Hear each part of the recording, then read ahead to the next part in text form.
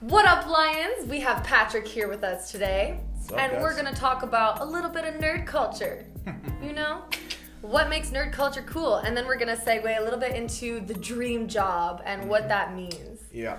So Patrick has been a nerd for his for his whole life. Oh, if it was a job occupation, I'd never retire. It's so good. Why is nerd culture cool? Like, what happened? It used to be like, we used to get like bullied. Yeah.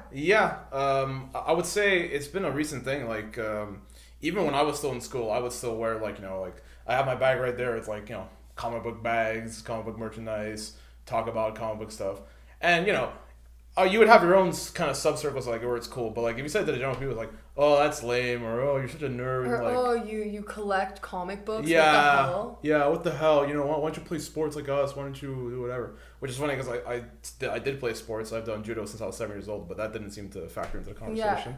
Yeah. But, so it's cool now. What happened? Do you think it's like the mass generalized movies, like the mass media pushing out all this Marvel? I would say it's definitely part of it. The problem I think for the longest time with comics was that it was such a niche thing to get into, and it's still like the actual books are still hard to get into. Like, have you read comics before? Yes. You have, okay. Especially Archie's Weird Mysteries. I always used to read those. It's funny, Sarah, because Archie's like a little bit of an outlier to what I'm gonna say, but essentially what I'm saying is that a lot of these characters have been in print since the 1930s, like Superman, Batman. They've been there since the 30s. So for a new person to get into comics, it's like the most common question I get from people who want to get into comics, like, where do I start? How do I get into them? And you kind of look at them like, damn, I don't know. Because, yeah, it's hard to say, but I don't know. Because since they've been around for so long, do you tell them, start at the beginning, but then they have like 80 years of stories to read, right? Before they quote unquote understand what's happening now.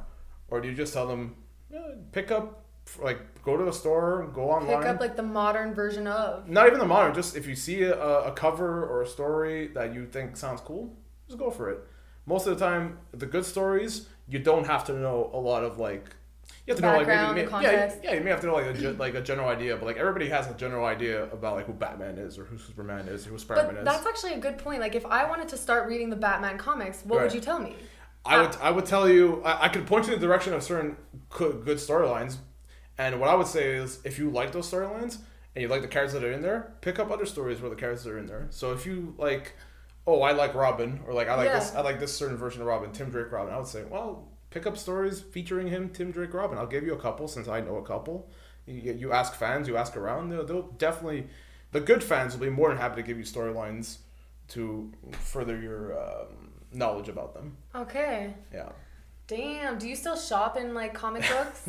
Comic books? Yeah, I'm still one of those losers who buys the they call them floppies, so the actual print books of them. Okay, yeah. Because now a lot of it's digital, like everything else. Like you go on Amazon, you go on whatever, you buy a digital copy of the comic and you read it. But Montreal Comic Con was just last month, I think. Yeah, last month. Went there. I told myself, okay, you give yourself $40. Buy however many comics, $40 is going to get you. And how much did it buy you? It got me 12, 13 comics. Oh, wow, that's good. Yeah. So a comic is It depends how valuable it was. So since I was buying comics from the 80s and I think I got one from the 80s, a couple from the 90s, a couple from the 2000s. The newer stuff typically will cost less. Okay. Unless it's a big notable storyline that happened, but I actually have a whole box of comic books. And I was given them when I was 4 years old from a guy who had been collecting them his whole life. Really? And he's like, keep these until you're 80 years old. You're going to be rich. So I'd actually be curious to show you those Yeah, titles sure. I'll definitely take a look through them after. If I'm an actual millionaire. Well, I don't know about a millionaire, but it might pay your rent for a few months, let's say. Wow. It depends what's in there. We'll see what's in there after. When you go to Comic-Con, do you dress up? Yeah. What do you wear? Okay, so my first ever Comic-Con was a little bit of a disgrace to the cosplay community, but I just wore Halloween store costume of Scorpion from Mortal Kombat. Okay, why is that a disgrace? Well, because a lot of cosplayers, they want, they create their own costumes, right? They build their own materials. But I unfortunately suck at making my own materials and suck at making my own costumes. So yeah, but at least you went out of your way to pick a costume. Yeah. So what I do now is I have friends of mine who are actual I have a friend who is a theater production assistant. Okay, yeah. So she knows how to make actual good props and good costumes. So if for next year, let's say if I have a costume I want to make, I'm gonna call her and be like, I'll hey, pay you. Yeah. And I already told her like if I pay you, she's like, yeah, if you pay me, it's good. I'm like, how much do you think like a costume would cost to make? Well, it depends on the character, because when you go to Comic-Con, there's some characters that have like giant, massive sets of armor.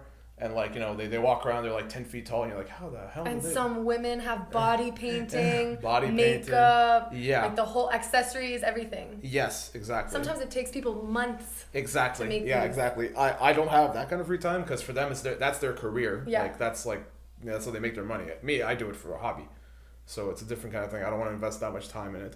So. Would you never want to change? Would you ever want to like make that your career? Be a cosplayer full time? I don't know about that. Like I said. No? Like I said, I'd have to learn how to sew. I'd have to learn how to do all the materials and all that. You have to be a diehard cosplayer to want that kind of life. Of course. Yeah, like I said, for me, I do it as a hobby. I enjoy it as a hobby. I do it once a year. Cosplayers they have to go through the whole circuit of all the time. They have to keep making new cosplays or keep doing new photo shoots and stuff like that. Not about that, but hey, if I like a character, dress up as them, have fun at Comic-Con, and wait till next year. And do you meet friends at Comic-Con? I've never... Okay, so I went to Comic-Con once. Right. And it was to follow a reporter. So it was under work circumstances. But the characters that I saw there were insane. There was this one guy, I think he still goes, and he dresses up as Jim Carrey. Do you know the guy I'm talking about? Just Jim Carrey characters? Yeah, or? Jim Carrey. I think I saw him Ace Ventura a couple times. Yeah, this guy. Yeah, Ace Ventura. I took a picture of him actually. Yeah, and because he played this amazing character at Comic-Con, a couple of people saw his persona and his animated self. Yeah. And they hired him to animate as a host at the Bell Center. So now during hockey, he's an actual animator. He gets paid a lot of money. Hey. Just because he was an amazing character at Comic-Con. Hey. So that just goes to show you that passion and drive and doing things on the side can lead to actual career opportunities, Yeah. And he was just out there. He was talking to everyone, hey, never broke character. Right. And that really engages people and makes people realize hey, this guy is someone to watch out for. Yeah, he's onto something. Yeah. He has a gift that maybe the typical costumer might not have. He brings a energy and entertainment factor to his costume. Yeah. Do you see jocks now at Comic-Con? Oh, all the time. All the time. Well, because a lot of jocks, they might not like to admit it, some of them, but they're big nerds. Oh, yeah? Especially nowadays. Yeah, of course they are. They just to them, they might not perceive what they like as oh, that's not nerdy, that's cool.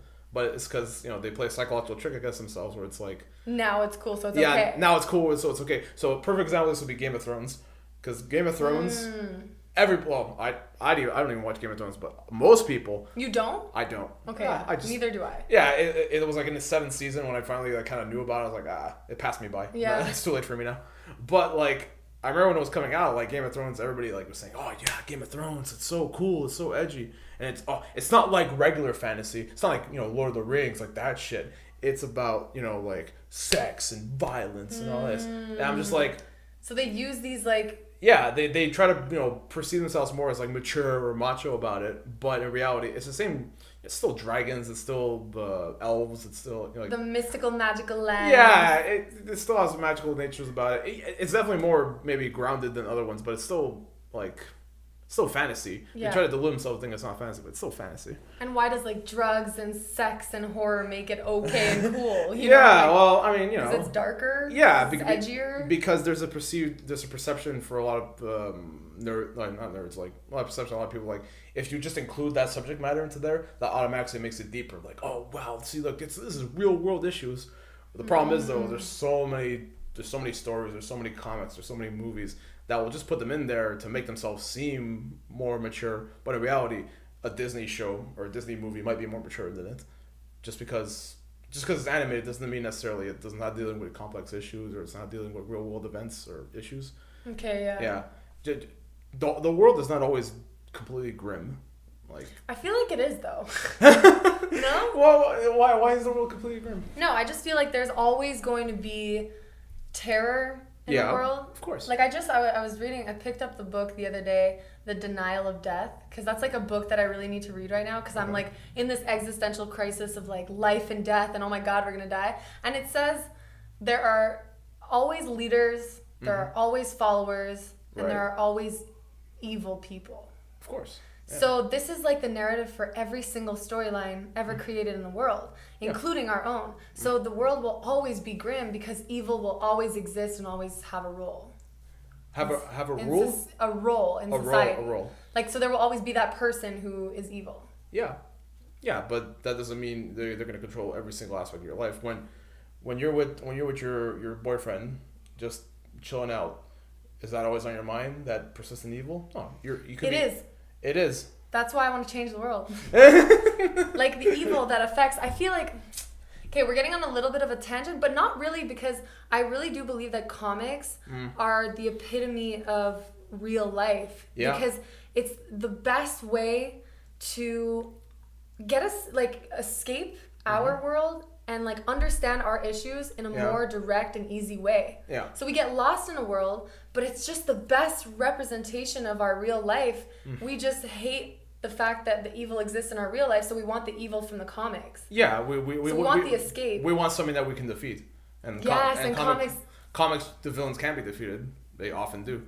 That doesn't always happen in the real world. That rarely happens in the real world. Exactly. But it gives us an example to strive for. So it's something to quote unquote believe in, right? Yeah. Yeah, because we like, it's a little bit of delusion, but it's like a little bit of a healthy delusion, because you want to almost trick yourself thinking, yes, I can do it, and that will give you the energy to actually try and do it. And hey, sometimes it does work. Sometimes you actually do change it. I just think comics are fucking amazing, dude. It's like putting your ideas. Fuck yeah, they are. It's like putting your ideas into reality, but like some crazy ideas that. Yeah. I don't know, people could never understand unless they were drawn out and you could follow them. I just love comics. Yeah.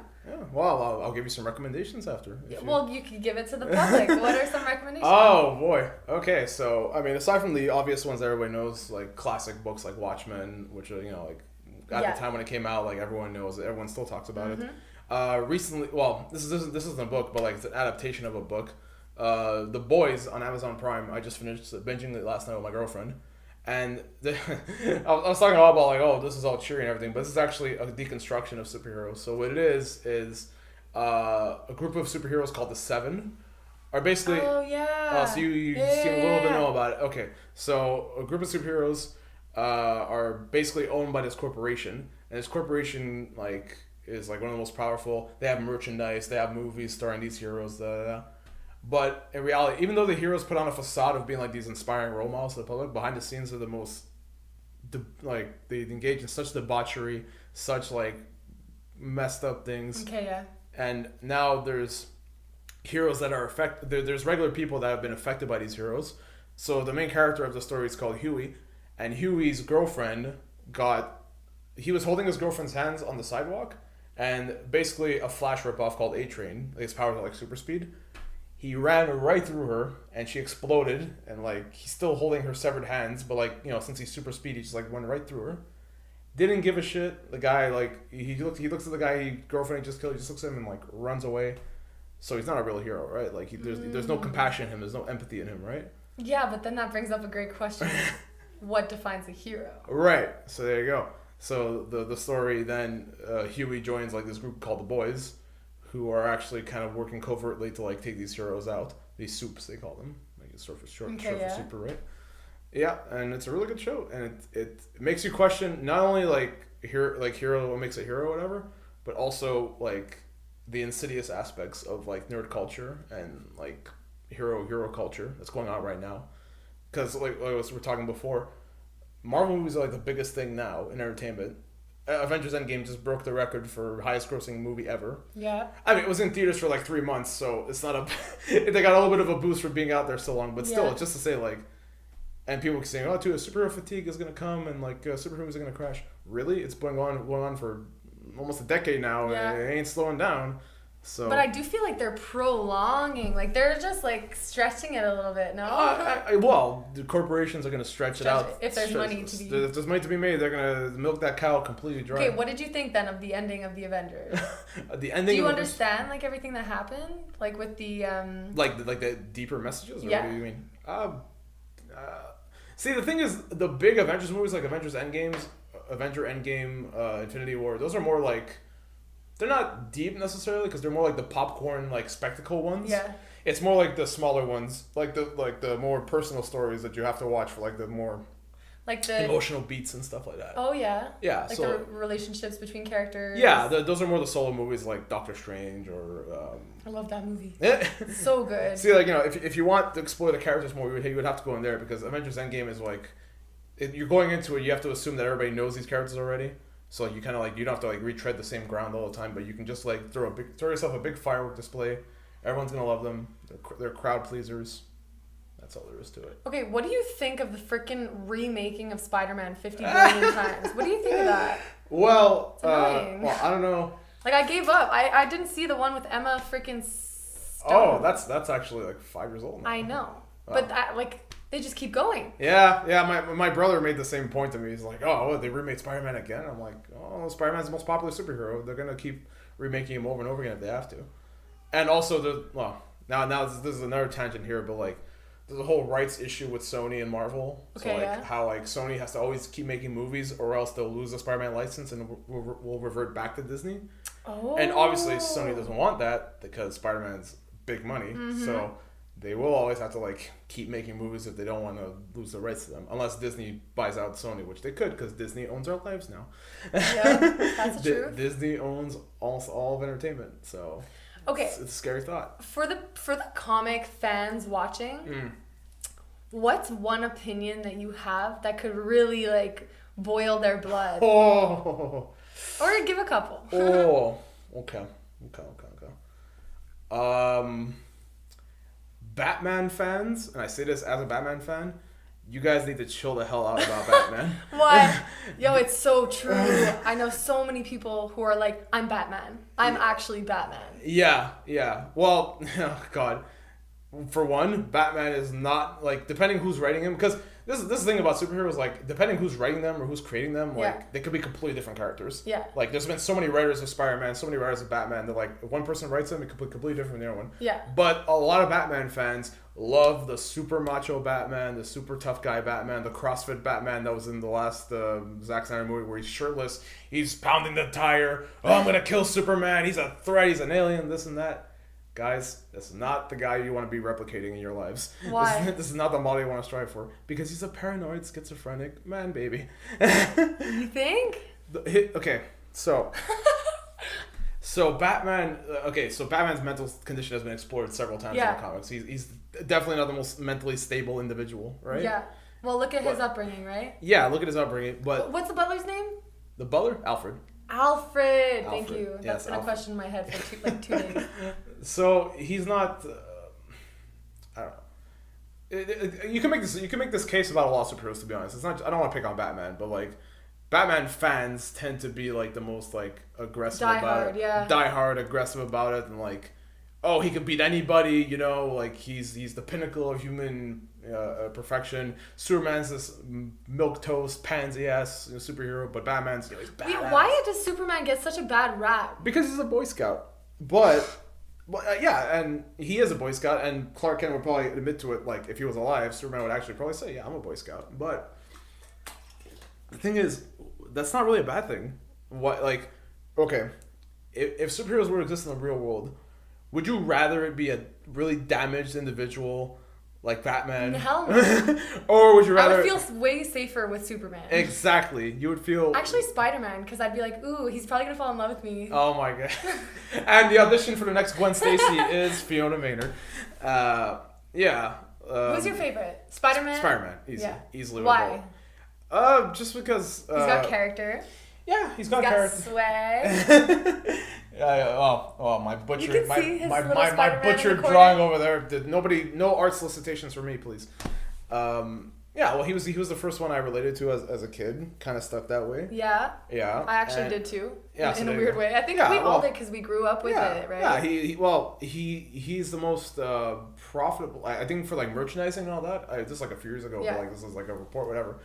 Like he outsold like all Batman merchandise, all Superman merchandise, all Avengers merchandise. He's like most Oh wow. most profitable superhero in terms of like the companies what he makes the company's money. It's Spider-Man. I'm like thinking about the way the movies are made, and I think the reason why Spider-Man like affected so many people on such an emotional level is because we got into his head, and he was like scared and nervous, and Exactly. and like we grew with him. Exactly my point. I was just about to I was just about to dive into this because since he's so much, since we saw him grow, he's so relatable. Since we saw him grow up over like in front of our eyes, when he was made in 1962, he was like, there have been teenage quote unquote heroes before, like Robin, Kid Flash, like things like that. But they were like junior knockoffs of already existing heroes, and they were like their sidekicks, and they were like firmly established as sidekicks, right? But Spider-Man was the first one to kind of be his own person, even at a young age. Yeah.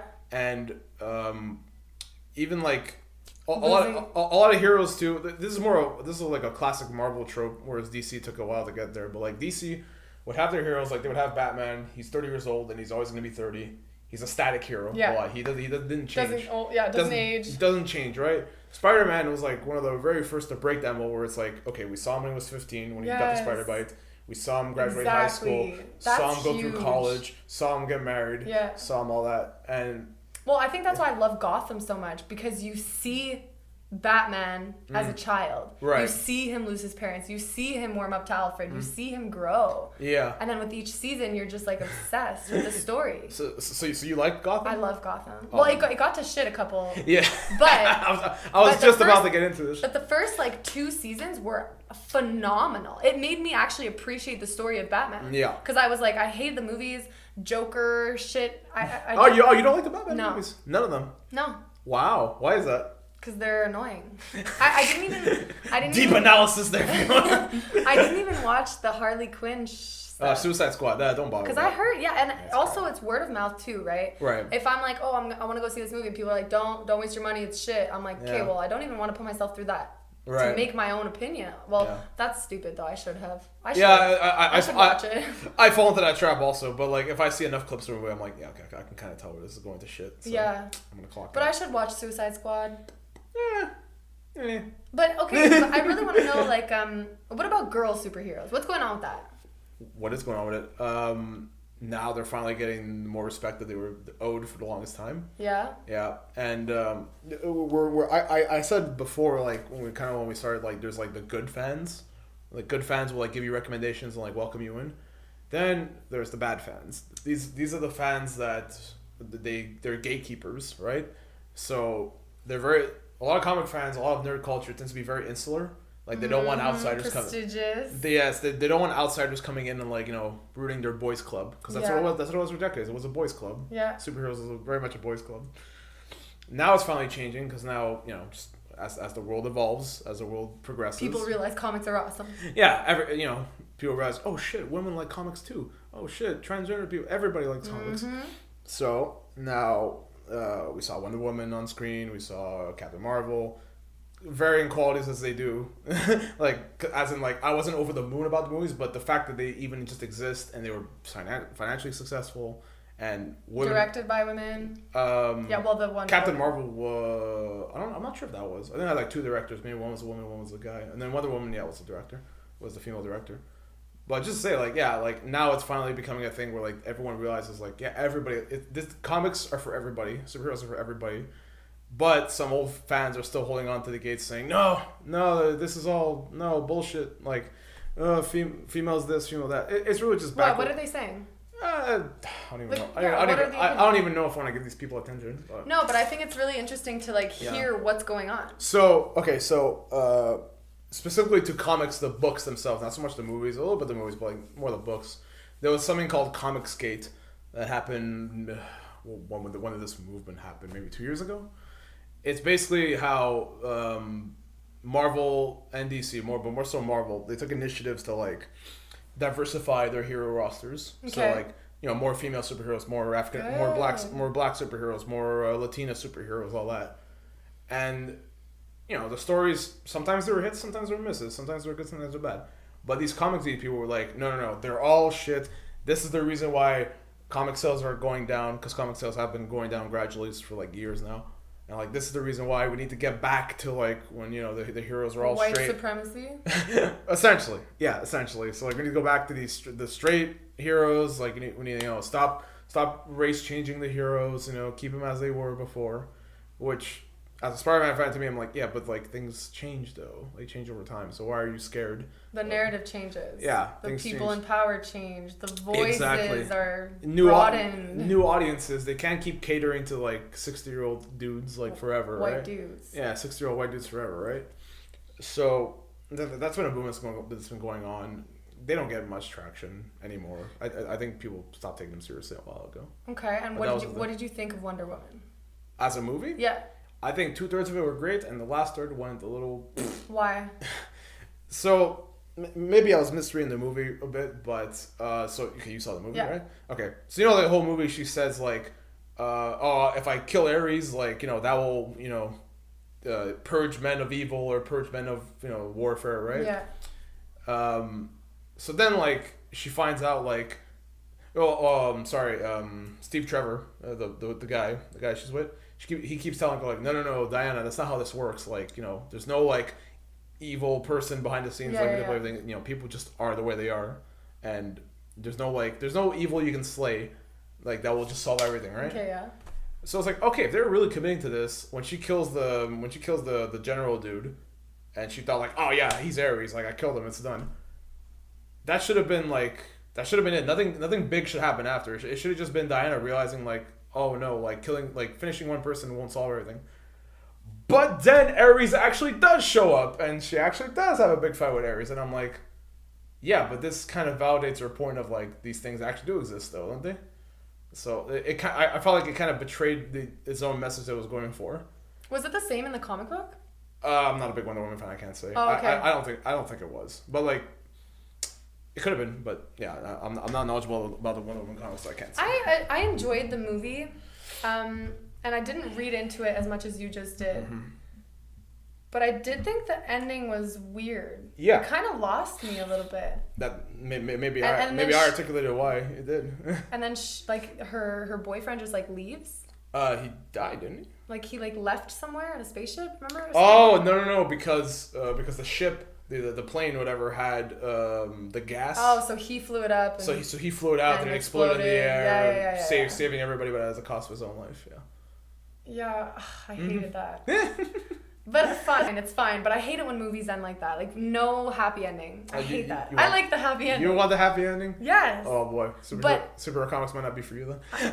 But the comics, and that's what's interesting, is that like the comics end badly. Like they always end like, you're pissed, but then the movies I find are not like a good reflection of the comics, because the movies do have the happy endings. Yeah. Or if they don't, a little more so. They have like 3 series, and then on the 3rd you're gonna get the happy ending. Right. But the comics, sometimes a story can just be done, and it's like the worst thing, and you're like, did you just leave me bleeding? No, I'm gonna like go to bed bleeding. My heart's bleeding. Well, the thing is, you gotta understand too, is that TV shows and movies have like a little bit of an advantage over comics, because comics, like the bigger ones, they don't really end ever. They keep coming out month after month after month after month after month, and they've been going on since '62. Like, you know, for the '60s, maybe in the '30s for Batman and Superman's case, their stories never end really. Okay, yeah.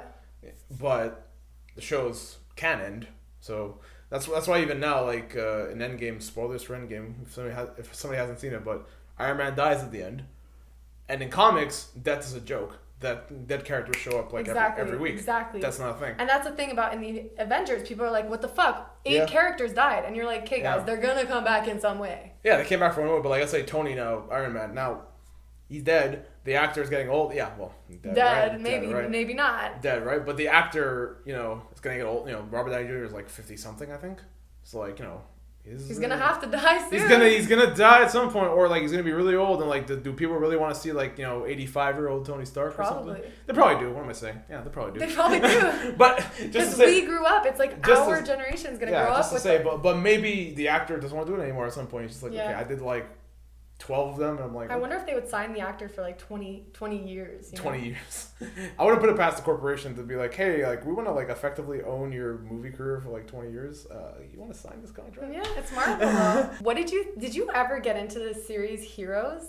I I've heard of it. You never got into it? I haven't heard. Oh, I heard good things about the first season. Then I heard it went like off a cliff in season 2. It was so good. I think there were like, okay, I don't know how many seasons there were, but there were a lot, like maybe 4 or 5. Right. And on the fucking, I swear to God, it's so annoying for all of us fans because we invested all this time in like this girl who finds out that she has super strength and she can just like heal. She get her arm cut off and she can like grow back her arm. Mm-hmm. And like she's going through all these seasons of like hiding it from everyone. And the way the show ends, sorry, spoiler, is that on the last episode, she jumps off like this huge tall tower in front of the entire city and then walks up. Walks it off. And then everyone's like, oh my God. So we went through 5 seasons and on the last episode, people find out. But like we need to know what happens after they find out. And I was like, you end the whole series like that? It's bullshit. But was that do you know if that was the planned ending? No, or like it wasn't. They got cut. So they had to yeah. create a bullshit ending. Right. But that's the thing is like, I wish that there would have been comics written about it so that I could have had my closure. Yeah, that happens sometimes. Like they continue the story that got canceled in a comic later. It does happen. Well, go find it out. I know. Or write your fan fiction. Fan fiction's a thing too. Ooh, fan fiction. That's a thing. Yeah. Write your own story about it. Write your own continuation. Really? Yeah. Did you ever do that? I haven't done it yet, but I have an idea for a fan fiction. Oh, like what? So Marvel does all these things called what if stories. So they take a moment from history and like, what if this happened instead? So, for example, what if Captain America was never unfrozen? Because at World War II he got frozen, right? But how would the Marvel universe happen if he was never unfrozen, right? So stuff like that. So I have one where Harry Osborn, Spider-Man's best friend, what if he got the spider bite instead of Peter? So I have like on my phone, I have like a germ of an idea, like okay, like this plot point I want to happen. Yo, that's actually crazy. I haven't wrote it out though, but yeah, I have I hope this sparks you, inspires you to write it out. I hope I will write it out one day. That is something like I do want to do. I don't know how long. I think Harry. Yeah. I think that Peter Parker's grandfather would be the evil guy. Uncle. Yeah. Did I say grandfather? Yes. Why did I think? Maybe he looks really old. Yeah, it kind of does. Yeah, he kind of looks like a grandfather. Oh, his aunt is even worse. Like in the comics, like his aunt sometimes is like. They look like grandma and grandpa. Like you're like 80 something or something. Like this is insanity.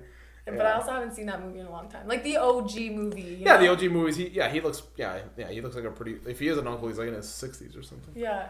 Yeah. Okay, what do you think defines a hero then? I really want to know this. Oh my God. I think a hero is somebody who's trying to make. Well, I don't want to say trying to make because the road to hell is paved with good intentions, right? So could be a lot of people thinking, oh, I'm trying to do good. I'm sure white supremacists think they're heroes because they're trying to change the world in a positive way. So not their own opinion, but somebody's their idea of good. Somebody who makes. I don't want to say objective because whatever is good, but like it's hard to say.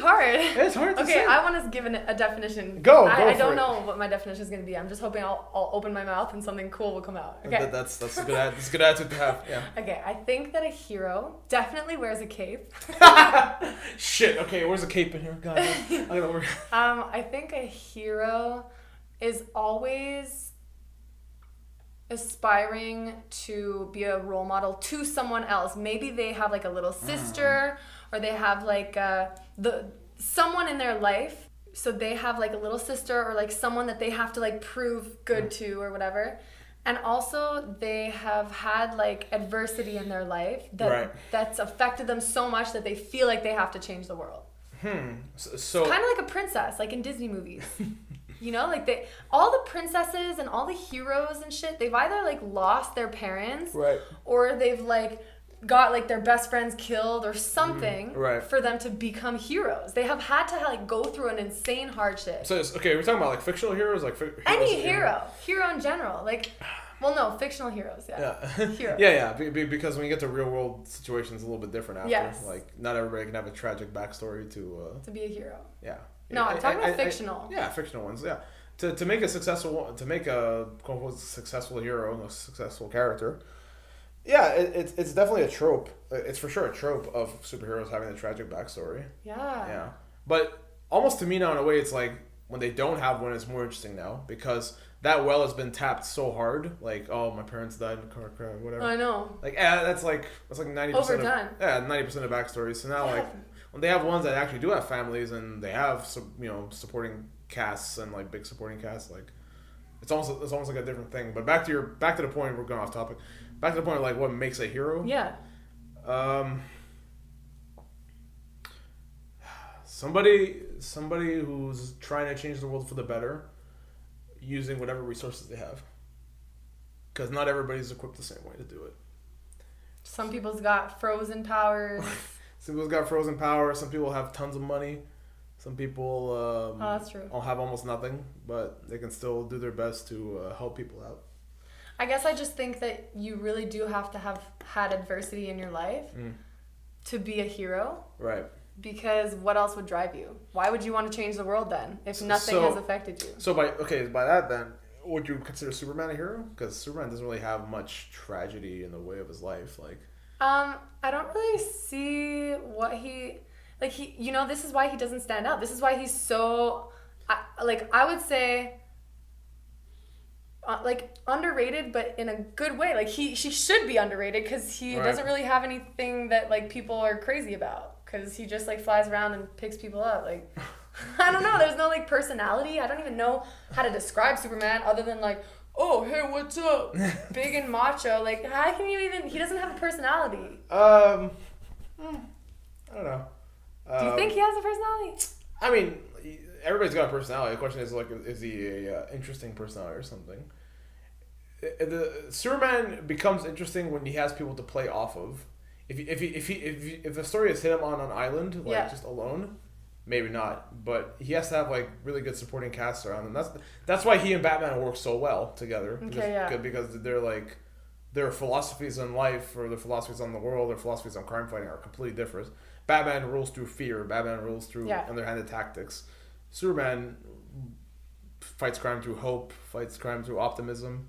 Batman is always cynicism. Yeah. He doesn't trust the criminals. But people relate more to that, I find. Yeah, well, it's sexier. It's more dark. It's more sinister. Relatable.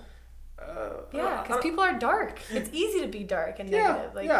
And it's definitely like, I mean, we're gonna get into a wider philosophical debate here about. Good. This is what we want. Okay. Let's go. So, should criminals be punished or should criminals be rehabbed? Criminals should be punished. Punished. Absolutely. So that's that would be a Batman point of view to have, because Batman, he beats criminals within an inch of their life a lot of times. Because I really believe that criminals are mentally ill, and you cannot rehab the mentally ill. Whoa, that's that's a controversial statement. Do you think you can rehab the mentally ill? Yeah. So it's a mental illness. I mean, obviously it's not easy. For instance, like if I kill my family, I'm obviously not well. I don't think however many weeks in rehab is gonna heal me. I'm just like ill, like I'm broken. So, I mean, okay, just because you killed your family, I don't think. Just because you killed your family. Just because. I mean, this could be reasons why people are not necessarily mentally ill and they still kill their families. I mean, maybe there's a lot of money in it if they kill their family. That's a mental illness.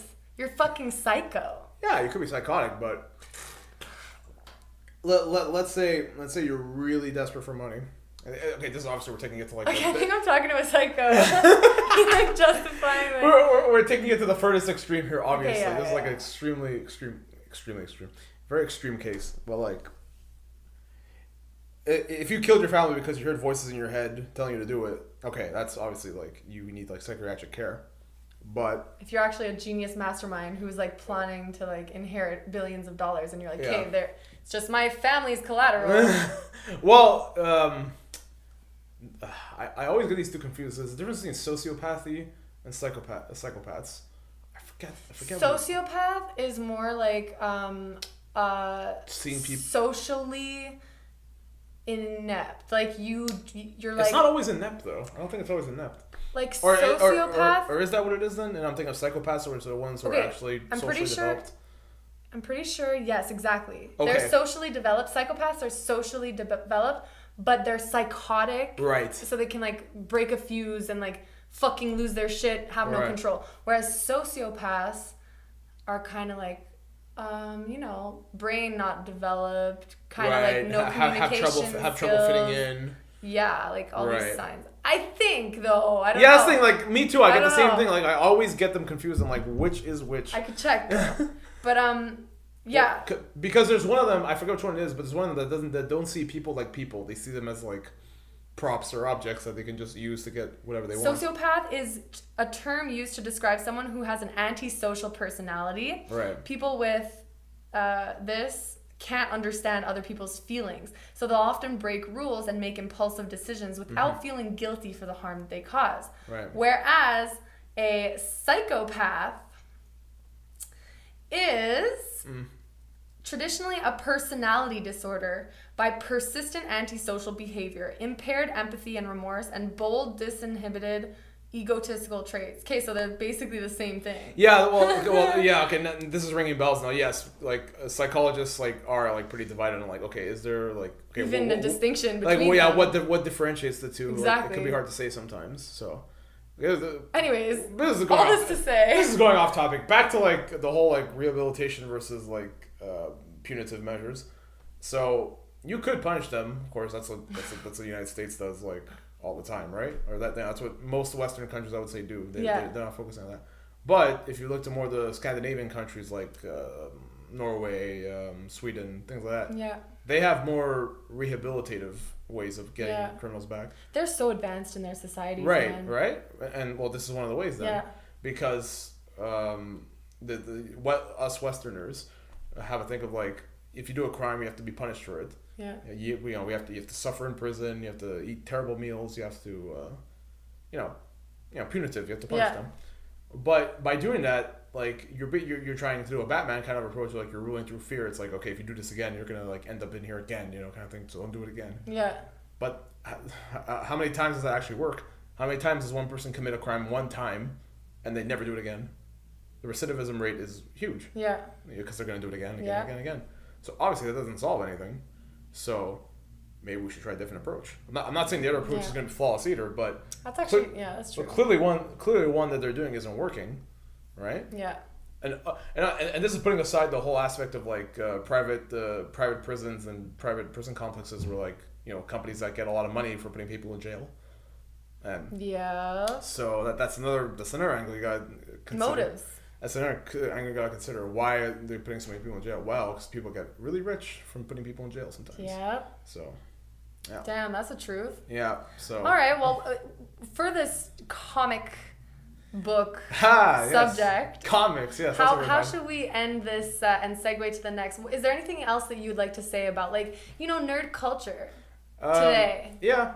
I would say be aware of corporations that are going to try to a parting thought for superhero, right? Well, it could be anything, but what were you going to say about corporations trying to steal your money? well, steal your money and because we held these heroes to too high a standard, we have to understand also that their fictional characters their copyrighted characters owned by corporations that want your money a lot. So careful how much. So don't go support and don't go watch movies. Never have fun ever again. just consider that even though we believe in them, even though we love these heroes so much, like also remember that corporations. They're franchises. So. But I'll always be a little skeptical. Don't be afraid to be critical. Don't fall into worship too much. Exactly. Don't fall into worship, and also realize that these superheroes are based off of comics created at a very sheltered time. Mm-hmm. And if you don't feel like your ethnicity is being represented, it's just because these freaking comics were written at a closed-minded time. So I really hope that we can branch out with this superhero culture and see a bunch of different faces, a bunch of different ideas from different cultures, places. I really hope that the future of nerd culture becomes something we could have never imagined. Something so magical and but inclusive. Yeah, I was about to say, I hope we grow more inclusive rather than cornering people Keep that gateway of Exactly. break the gates, storm the gates, everyone. Yeah. Nerds of all genders, all races, storm the gates. Yeah, break storm the gates. Down. I love that. Yeah. Okay, what was our next topic? We wanted to talk about dreams. What's your dream job? Was that it? I think it was something like that, yeah. Because you and I have a little different opinions about this. Yeah. Yeah. So I asked you in the car on our way here. I was like, well, Patrick, if you could be doing anything in the world that you would like to be doing, what would it be? And you're like, I never thought of that. And I'm like, what? Well, at least recently I haven't thought of it. In the past few years I have not thought of it. So talk to me about that.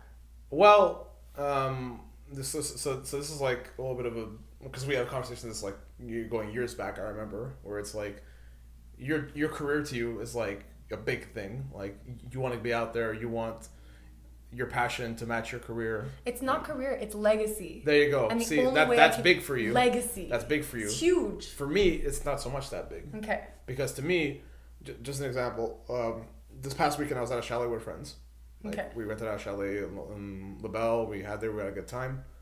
That to me is what I live for. That kind of stuff. Just being around friends, having good. Wow. That's like. Justin, my boyfriend, is the same way. Right. I can't understand it. I don't get it. When you have people you care about, you're surrounded by people you care about a lot, and you're having fun. There's nothing else. That's what I live for. Yeah. That's. I don't live to make money or I want money to support a lifestyle where I can be with my friends. I can be around them all the times, right? And I can. Live with the person I love most and all that, right? It's crazy that you say that because I frequently think like, if I have free time, the way I'd want to spend it is by myself writing music to a beat. How like sad does it sound? It sounds really sad, And I'm like, well, what is the point of this? Okay, well, I want to write this to then like change a person's world and like help them get out of depression, whatever they're struggling. I want to write something to help them have a better life. But then I'm like, okay, so am I sacrificing my life for others if like, or do I genuinely not enjoy going out to like lake days? And I think I just don't enjoy it. I just don't enjoy just like chilling. But it seems like you're not an antisocial person at all. No, because I love that you're here. I love that you're sharing your ideas. Right, so it's weird. Yeah, right. So you like being around friends, but so why is it that your legacy, your career means so much to you as compared to? Well, okay, so how I just told you that I was reading that book, The Denial of Death. Yes. It's not that it's just important to me. It's that, okay, humans live in this constant anxiety from the minute that we're born because we're born to die.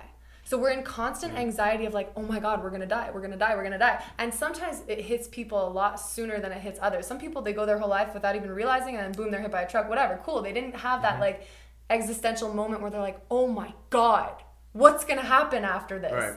So for the people who we could say are woke and they realize that they're going to die, it's like this fucking rat race now. It's like, oh, okay, I gotta like make my impact. I gotta change the world. I'm only here for like a certain amount of time. How am I gonna make my footprint on the world, on the history of like mankind? How am I gonna make a difference? Right. And I think that's where this like anxiety of like go push comes from, because like I'm gonna fucking die.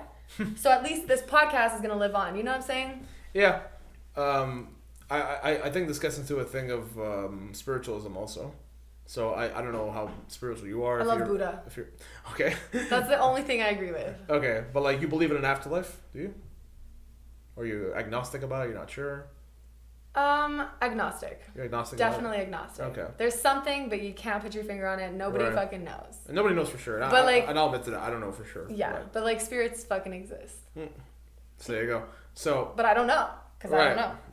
But I would say the fact that seemingly like you care about your legacy so much, I think you do like believe in an afterlife, or could be, because if you didn't, when you leave this world, what do you care, right? Because it's not gonna matter to you anymore.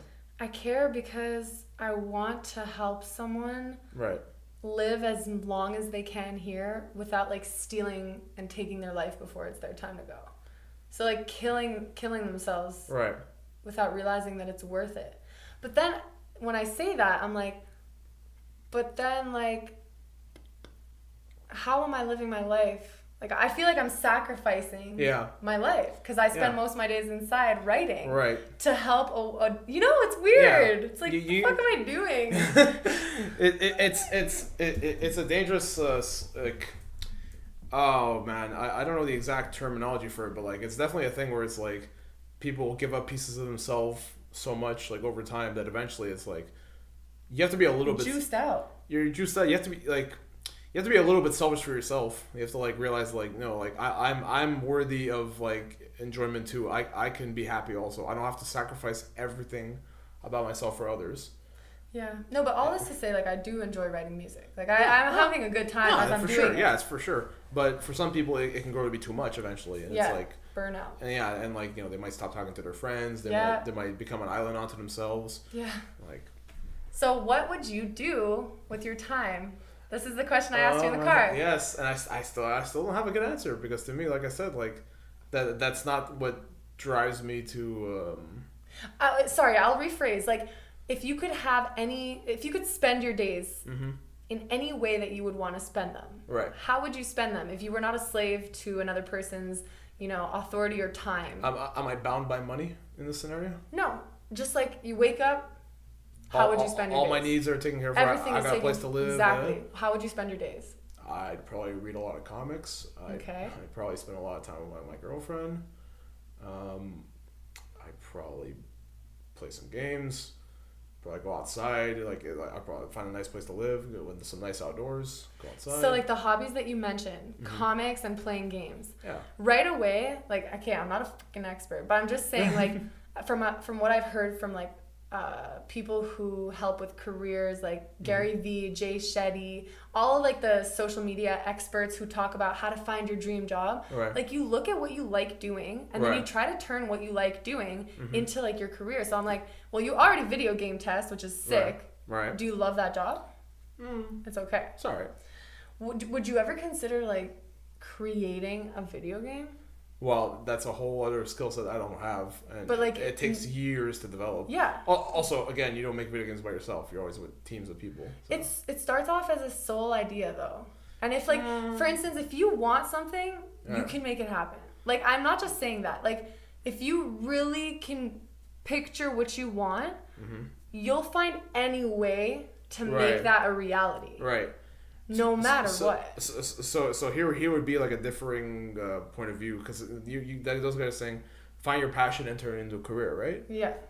But the problem with that is if you do that, it might not become your passion anymore because that becomes your life after. It's not just something that you like doing. That's the thing. Yeah, it becomes something that you have to do after. This is something that I like doing that I want to do, but it's not something maybe that I would have to do because if that's my career, I have to do it or else I don't eat. I don't have a place to live.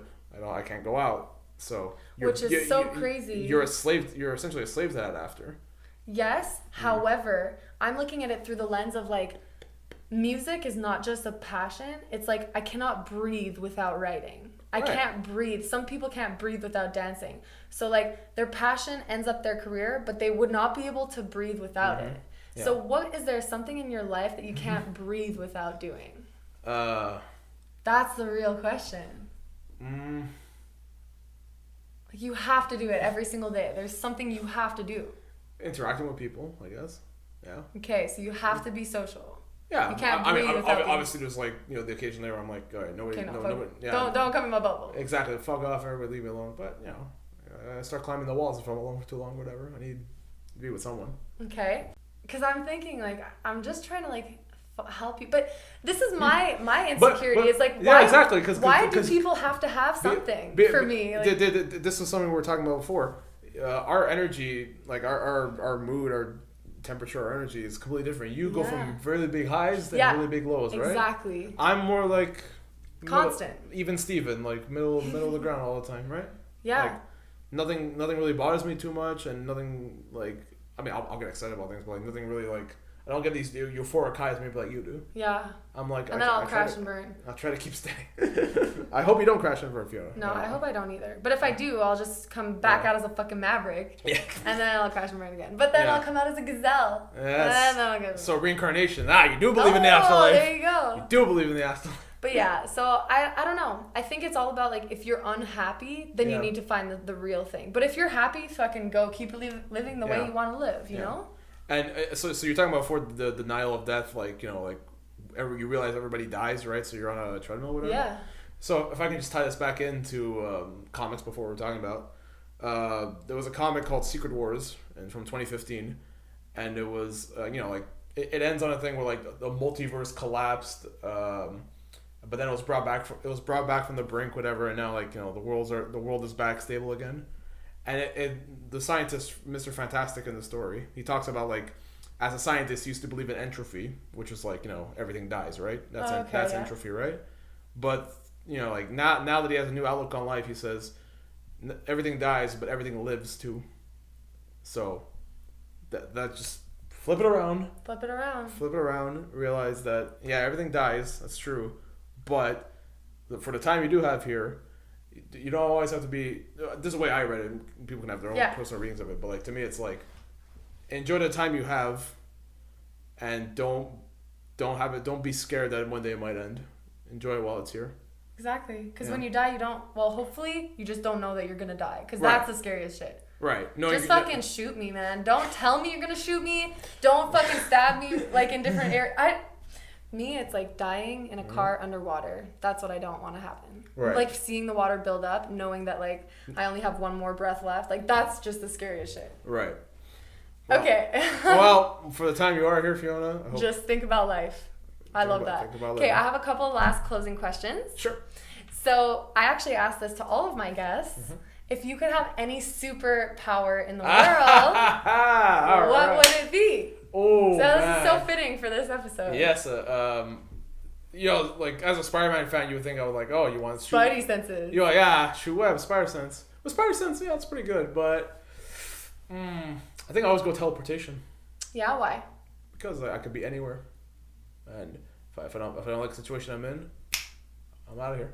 But you could do that as a human, like, okay, peace, guys. Yeah, and then leave the room. Right, but teleporting, I can go somewhere nobody knows where I am, or okay, so if not teleportation, psychic, reading minds. Oh, why? Because you would want to know. I want to know everything. Why? Why would you want to know that? I don't like secrets being kept from me. But sometimes it's not a secret. It's just simply rude. Of course, but you'd want to know. I want to know. I'm a curious beef, you know. Okay. I need to know stuff. Second question for the person who maybe doesn't have a dream. Right. What would you tell them to sort of live in this life without a dream? Like what advice do I give to people? Yeah, who don't have dreams. Don't have dreams. Wow. Well, you're asking me, the guy who doesn't have a dream. But it's okay. Yeah. Like you might not necessarily have a dream job, and you have to think about yourself. Like, will that dream job make you happy forever, or will? So, do you want your career to be your main source of happiness, or do you want your career to be a means to get to happiness elsewhere? Wait, I'm just talking here. Sorry. So, would you want your career to be your happiness? Like, is your career going to be your source of happiness, or is your career going to be a means to get you happiness somewhere else? That's a great point. AKA, you know that working your 9 to 5 is shit, but you know that when you go home at night, you are so happy. So the 9 to 5 is worth it for your happiness at night. I mean, hopefully it's not shit, but it's something that you can live with, and at least do for a time. But I feel like a lot of people live like that to get their vacations, their 5 weeks vacation per year. You know. Yeah, and this is a little bit okay. This is a closing segment, so we'll keep it sweet. But it's a little bit of a generational thing too, because for us millennials, we're used to job security. That's a myth. Like there's such thing as job security. There's no such thing as long term. There's not. Yeah, exactly. There's no such thing like that, right? So if you just bounce from multiple jobs, it's like that's the safety. It's kind of that's kind of what you have to do. Yeah, it's kind of what you have to do. So that's it. Yeah. And we have one last question. Right. Which is the craziest question. Oh, Christ almighty. What is the meaning of life? Oh, boy. What is the meaning of life? It is... I mean, there's no real answers here, so don't quote me on, put my quote on a poster or something. But the meaning of life would be to... Once you look back on your life, Are you gonna give yourself a thumbs up, or are you gonna give yourself a thumbs down? Whoa. Will you say that I treat people right? Did I enjoy myself? If I were to judge myself as a person from outside of my shoes, will you say, was that a good dude or was that a bad dude? Knowing everything that you know about yourself, not what you put on public, but what's in your mind, what you've done, and what are things only you know about. Are you going to be happy with yourself at the end? Because your life is made up of a bunch of memories. Yes. So you got to make sure that those memories are worth it, and you're a good person. That's right. Yo, I love that, man. But not just to your own self. For people around. For if you grab an objective person and you tell them your life story, are you going to come out looking like the hero, or are you going to come out looking like the villain? The villain. What a great way to end this fucking comic podcast. Yo. Yeah. Peace out. Boom. Boom. You can find Patrick on all his socials. Patrick Mocella. Peace. Yo.